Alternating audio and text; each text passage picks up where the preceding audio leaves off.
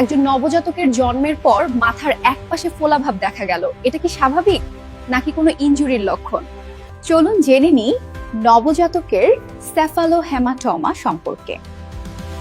সেফালোহেমাটোমা হলো নবজাতকের স্কাল বোনের নিচে পেরিঅস্টিয়াম ও বোনের মাঝে রক্ত জমে থাকা। এটা সাধারণত নর্মাল ভ্যাজাইনাল ডেলিভারির সময় মাথায় চাপ পড়লে বা বার্থ ইনজুরির কারণে হয়ে থাকে। যখন বেবির হেড বার্থ ক্যানাল দিয়ে বের হয় তখন স্ক্যাল্পের ছোট ছোট রক্তনালী ফেটে যায়, ফলে রক্ত জমে লোকালাইজড সোয়েলিং তৈরি করে। ক্লিনিক্যাল ফিচার্স: ফোলাভাব সাধারণত মাথার একপাশে হয়। ফোলা জায়গাটা নরম ও সীমাবদ্ধ নয়। জন্মের পরপরই দেখা নাও যেতে পারে, 1 বা 2 দিনের মধ্যে স্পষ্ট হয়। ফোলা জায়গায় ব্যথা, রং পরিবর্তন বা তাপমাত্রা বৃদ্ধি সাধারণত থাকে না। কোনো নিউরোলজিক্যাল সিমটম থাকে না।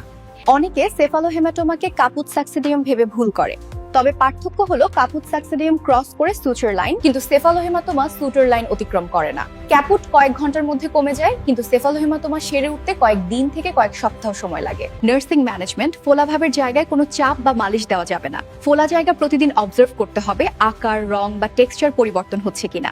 টেম্পারেচার, হেড সার্কামফারেন্স ও ভাইটাল সাইন্স নিয়মিত মনিটর করতে হবে। যদি ফোলা জায়গা শক্ত লাগে বা বেবির জ্বর, ইরিটেবিলিটি বা আনিমিয়া দেখা দেয়, অবিলম্বে চিকিৎসকের পরামর্শ নিতে হবে।